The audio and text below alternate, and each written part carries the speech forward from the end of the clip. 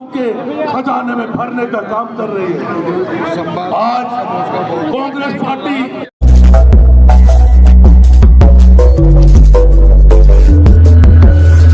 सभी को लेकर चलते हैं। बन्ना गुप्ता जी का प्रदेश कांग्रेस कमेटी की ओर से बहुत स्वागत करते थे। हम कार्यक्रम को आगे बढ़ाते हुए बहुत हुई महंगाई की मार अबरी मोदी सरकार, हमारे वरिष्ठ नेता और मंत्री और जो लोग ये ताना देते थे कारों से जाना है। मुझे निवेदन है कि प्रधानमंत्री आपका विचार रखेंगे।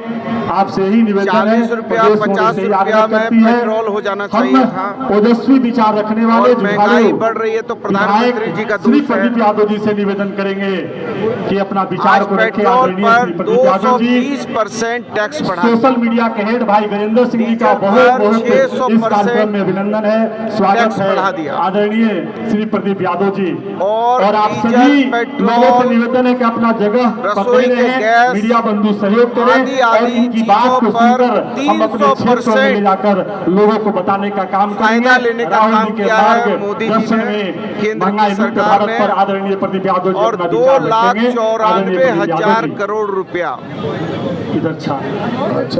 अतिरिक्त फायदा लिया गया है। इस महाधरना में आज सरसों का तेल 200 रुपया आए हुए आप आटा, तेल, चावल, चीनी सब का दाम बढ़ गया। आलमगीर आलम साहब और जो मुख्य मुद्दे थे इस देश के, वो मुख्य मुद्दे 2 करोड़ लोगों को रोजगार देना, सांसद पार्टी की 15-15 लाख रुपया लोगों के खाते में आना, महंगाई को कम करना, भ्रष्टाचार मिटाना, ये सारे मुद्दे से विमुख होकर अब नॉन इशू पर चर्चा होती है। इसलिए कांग्रेस पार्टी का ये दायित्व है कि कांग्रेस पार्टी जनता के हितों की रक्षा करने के लिए हम जनता को इस महंगाई की मार से उबारने के लिए हम लोग कांग्रेस जन लगातार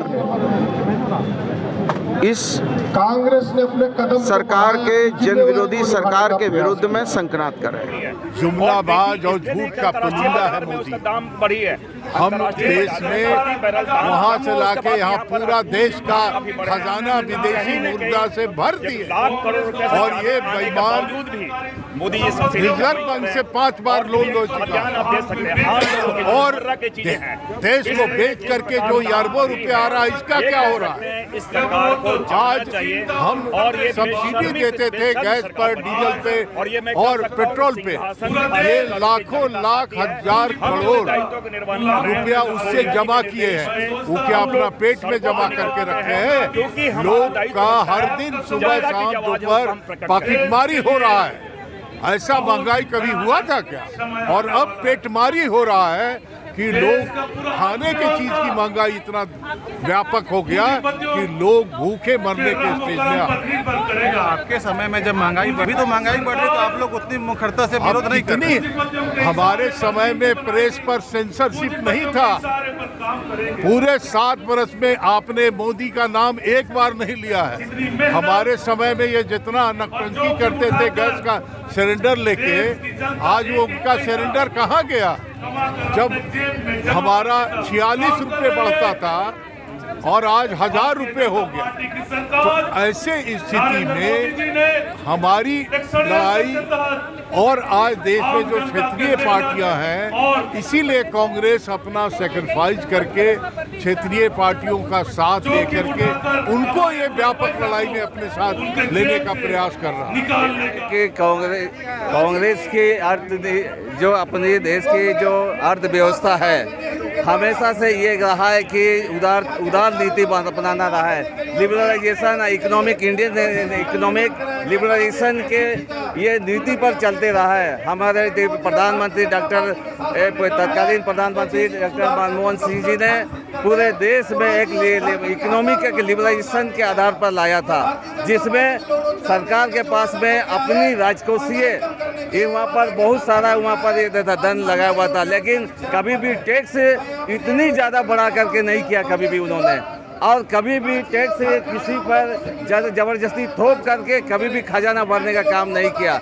लेकिन भाजपा की सरकार ने ये जो अर्थनीति है, ये अर्थनीति जनता को महंगाई बढ़ा करके करा रही है। इसकी अर्थनीति का बेस चंद लोगों को फायदा पहुंचाने के लिए कर रही है। इसकी भाजपा की अर्थनीति है कि देश की संपत्ति को बेचो और खजाना भरो। इनके पास में विदेश नीति भी इनके पास में सटीक नहीं है और अर्थनीति भी फेल हो गया है देश में। आज अगर देखा जाए तो कर्ज कई लाख करोड़ रुपया आज भाजपा के 7 साल में बढ़ गया है, जबकि ये पहले से हम समझते हैं कई गुना ज़्यादा आज कर्ज में दबा हुआ है देश। आज जो हालात आज जो श्रीलंका का हो गया है, वही हाल बीजेपी इस देश के भी अर्थव्यवस्था को करना चाहती है। कांग्रेस तो प्रमुख राजनीतिक दल है देश में विपक्ष में, क्या आप लोग मजबूती से आवाज नहीं उठा पा रहे जनता के पक्ष में? ऐसे नहीं है कि हम लोग मजबूती से नहीं उठा रहे। हमारे केंद्रीय नेता राहुल गांधी जी, सोनिया गांधी जी और निचले स्तर के जो भी कार्यकर्ता हैं वो सारे जगह में इसको उठाते रहे हैं। हमेशा हम लोग ना विरोध करता रहा है कि चाहे वो निर्यात नीति हो, चाहे विदेश नीति हो, चाहे अर्थनीति हो, आज चंद लोगों के बीच इसको किया है। इसमें जन भागीदारी नहीं है। ये भाजपा की अर्थनीति में जन भागीदारी नहीं है, जिसकी वजह से आज जनता महंगाई के से वो परेशान है, महंगाई बढ़ते जा रही है। ये नीति भाजपा की नीति आ गई है। अगर जन भागीदारी नहीं है लेकिन फिर भी बीजेपी लगभग चुनावों में जीत जाती है, राज्यों में चुनाव हुए तो लगभग उनके पक्ष में आया। नहीं, ये चंद समय के लिए इन्होंने जब कभी भी महंगाई बढ़ती है तो जब कभी भी चुनाव आता है तो ये केवल इमोशनल भावनात्मक मुद्दे को उठा करके वे वोट ले लेता है, लेकिन उसके बाद में उसी जनता को जिसने वोट दिया है उसी को कुचलने का काम भाजपा करती है। जो पिछले आप लोग देखे होंगे, जब पेट्रोल डीजल का दाम, जब यूपी चुनाव हुआ, पंजाब चुनाव हुआ, गोवा की चुनाव हुए, उस समय तो अभी पेट्रोल का दाम, डीजल का दाम घटा दिया गया था। लेकिन आज देखिएगा कि पेट्रोल डीजल का दाम कहाँ उठ गया है। ये स्पष्ट दिखाई देता है, ये छुपा हुआ नहीं है। इससे अंदाजा लगाया जा सकता है कि मतलब का यारी है भाजपा सरकार। निश्चित रूप से ये आम जनों के दुख और दर्द का प्रकटीकरण है, क्योंकि मोदी जी ने बेशर्मी की जैसे का पराकाष्ठा, ये बेशर्मी का पराकाष्ठा मैं इसलिए कर रहा हूँ कि महंगाई पर जहाँ नियंत्रण होना चाहिए वो दोषारोपण कर रहे हैं। और कोई भी सेक्टर ऐसा नहीं है जिसको मोदी जी ने छोड़ा हो। पब्लिक सेक्टर वो बेच ही रहे हैं। अगर पेट्रोलियम पदार्थ की बात करें, उसके दाम बढ़ रहे हैं। अगर आम जनों की बात करें, जो रोजमर्रा की चीजें हैं, हर लोगों के पॉकेट पर उन्होंने डाका डाला है। तो हमारा ये दायित्व बनता है कि जन भावनाओं को प्रकट करें और ये कह सकते हैं कि सिंहासन खाली करो कि जनता। चरम सीमा पे पहुंच गया है कि आदमी को खाने के लाला पड़ रहे हैं। आम आदमी गरीब तो अब समझ में नहीं आ रहा है गरीब को कि हम क्या खरीदें और क्या नहीं खरीदें। आधा पेट खाएं कि एक दिन में एक टाइम खाएं, वो भी अफोर्ड करना बहुत मुश्किल है। और हम लोग हमेशा आम जन का आवाज़ बने हैं। कांग्रेस पार्टी हमेशा देखे किसानों का भी 3 काला कृषि कानून बिल अपने विरोध प्रदर्शन से किसानों का आवाज़ बुलंद करके ये 3 काला कृषि कानून की तैयारी देखिए 2024 अभी नहीं है, काफ़ी टाइम है तैयारी पहले से। लेकिन ये तैयारी आप लोग हमेशा इसको तैयारी क्यों कहते हैं मुझे नहीं पता, लेकिन हम लोग हमेशा आम जन का आवाज़ बनते हैं। ऐसा नहीं है कि चुनाव के टाइम हम लोग मतलब वोट के लिए भागते हैं। हम लोग शुरू से ही, अभी 3 काला कृषि कानून बिल था तो वो 2024 के लिए नहीं था, वो था क्योंकि किसानों के लिए था। ये तो लोगों के ऊपर है, लोगों का अपना वो खुद डिसाइड करते हैं कि कौन सही काम कर रहा है या जो भी है। कभी कभी नेता गुमराह भी कर लेते हैं। हम लोग देश में पेट्रोल और डीजल का दाम जिन राज्यों में क्या वहाँ पर पेट्रोल डीजल के दाम